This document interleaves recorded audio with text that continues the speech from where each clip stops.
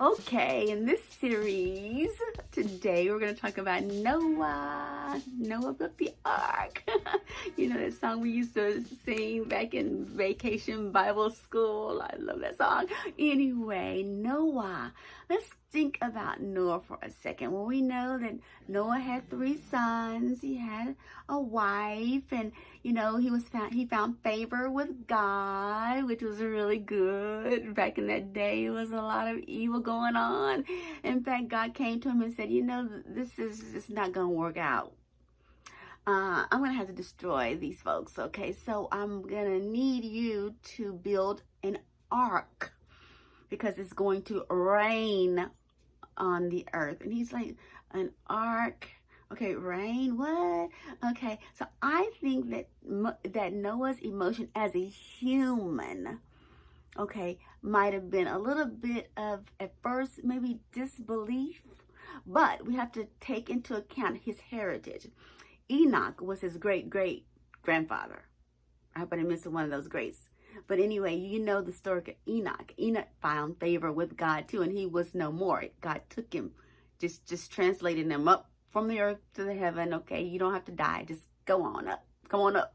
And so he knew that story. All right. So he was, again, a man of faith amongst a lot of unfaithful people.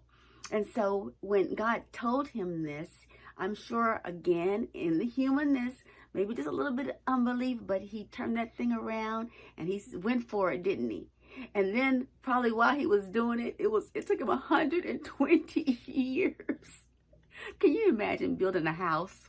Let's say, for instance, you decide to build a house, a mansion on a hill, and it takes you 120 years.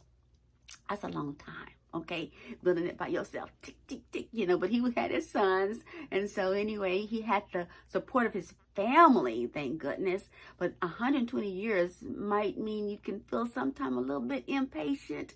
But again, I'm just talking about emotions that come up on all of us that we have to overcome. And he did, didn't he? Any disbelief, any impatience, Noah did that thing. And God shut the door, wham. And guess what? Who survived that whole flood? Him and his family and all of those 2x2 animals that he had put into the ark to replenish the earth. He was rewarded for his faithfulness, because faith produces faithfulness. Faithfulness means that you're going to get a crown when you get to heaven. Yeah, there's a crown for that. A crown for righteousness, faithfulness. There it is. Put it on your head. Noah's walking around. Everybody knows, hey, Noah. He's like, hey, I did that thing. It took me 120 years to build it, but it was worth it. It was worth it, okay? So anyway, I love these stories because they're true. And we're looking at true emotions that people had to overcome.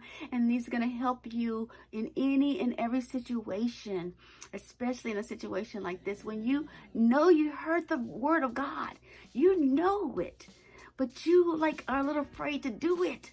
Just do it. Just do it.